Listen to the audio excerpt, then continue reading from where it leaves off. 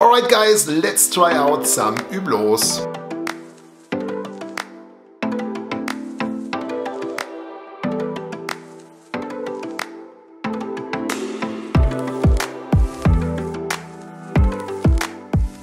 Hello and welcome everyone, Konstantin aka Mr. B is back with a Hublot haul video. I went during my vacations, during my holidays in Zermatt in the Swiss Alps to an Hublot boutique to try on some of their watches. I'm really into one particular. Which one it is, you will find out in the end of the video. Anyways, I wanted just to take a chance trying on different pieces, particularly here the Big Bang Unico, the Big Bang Meca 10 and also some Spirit of Big Bang versions. My wife did check out also some of their classic fusion models, which was pretty interesting, so great, or a big shout out to Hublot Zermatt for having me. This one is not sponsored, this one is not paid for. I wasn't invited.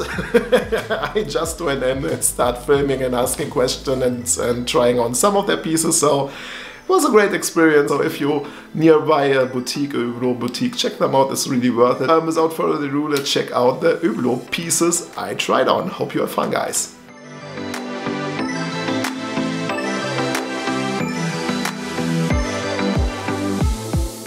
The first watch I tried out was the Hublot Big Bang Meca 10 with a 10 days of power reserve, skeletonized movement.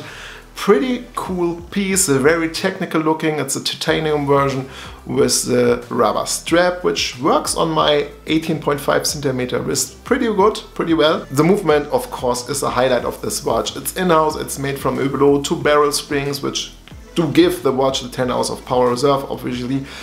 What I sort of missed, there are no highlights on the case, so you have totally brushed chamfers, edges, even the bezel isn't polished at all. Yes, it's more like a stealth look, you have some reflection of course on the hands and on the indices. The watch is sort of legible, so you can read pretty well the time for a skeletonized piece. I wished there would be some more of a highlight. For example, they could put on top of the regular case a bezel, a ceramic bezel, like they do with the Big Bang Unico, we will check out later on. What do you think?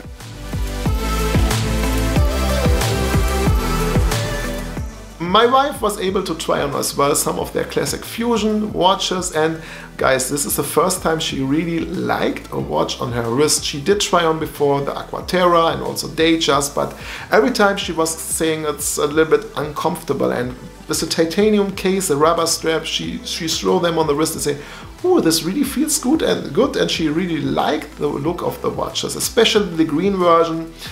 Titanium case, sunburst green dial, diamond set bezel and this beautiful rubber strap. Well, that's sort of a combination she liked as well. She liked a lot the black version. I think it was pretty good looking on her wrist too. 33mm, perfect size from my and her point of view. And as mentioned before, she didn't care about that it's a quartz movement or an in-house movement. She just did care about whether it's comfortable and about the looks on her wrist. And I have to say, it's still pretty good looking.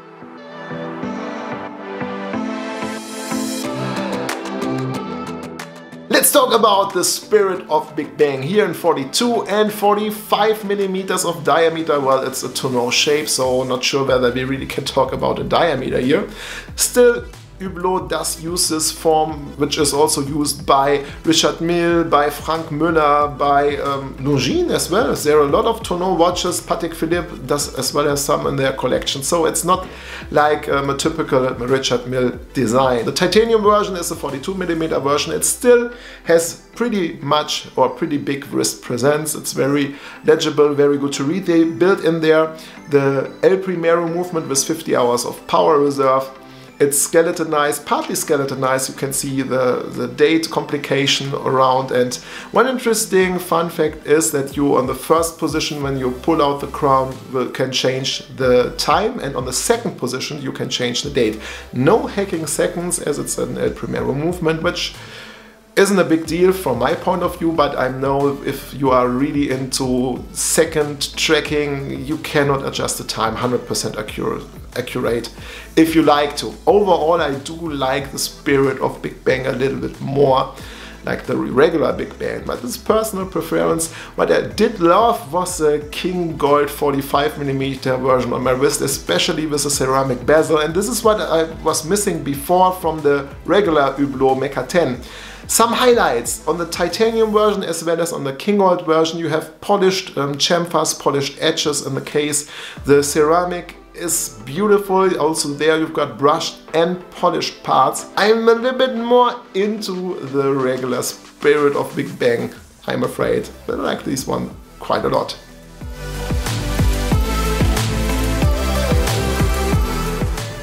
Well, I did try on, of course, also the Big Bang Unico. Here the 42mm version in titanium with a ceramic bezel, and here you can see exactly what I meant or what I was missing on the Meca 10. Highlights on the case, and especially the ceramic bezel do add something to this piece. As well, I like the view on the movement because they build it in upside down so that you can see the column wheel in action when you operate the chronograph pushers. Also, the depth of that movement is far deeper than the one of the Spirit of Big Bang, like the El Primero movement. They really made this movement for this particular watch, and I'm enjoying it a lot. I appreciate what they did there. You can see a lot of the complications. It's very accurate. I like a lot the design, the highlights on the case, especially the brushed and polished ceramic bezel. I have to admit that I do like sort of the Spirit of Big Bang a bit more, but still, the Unico, the Big Bang Unico is pretty tempting.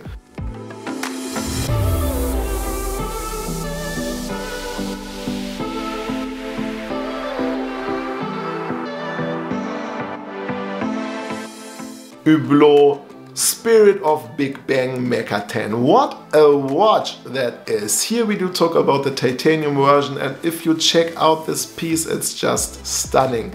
I like the titanium case. I love that the case there is polished and brushed. You have a beautiful made Meca 10 movement, and I think it's a bit different to the regular Big Bang Meca 10 because there's one power reserve missing, and you have an even deeper view into the movement and through the watch itself. 10 days of power reserve is really great. You have the technology there. I like the tonneau shape, and as mentioned before, no, Richard Mille didn't create the tonneau form. I like how they realized this watch. You do have the one-click bracelet, so you can exchange or interchange really easy different straps, just one click, and you can take it off. Skipped out one power reserve sign, so you have even a deeper view into the movement through the movement. Again, you do have the one-click system, so you can really easy exchange straps. This is a watch I fall in love with, and this is the watch I really considering about purchasing for myself.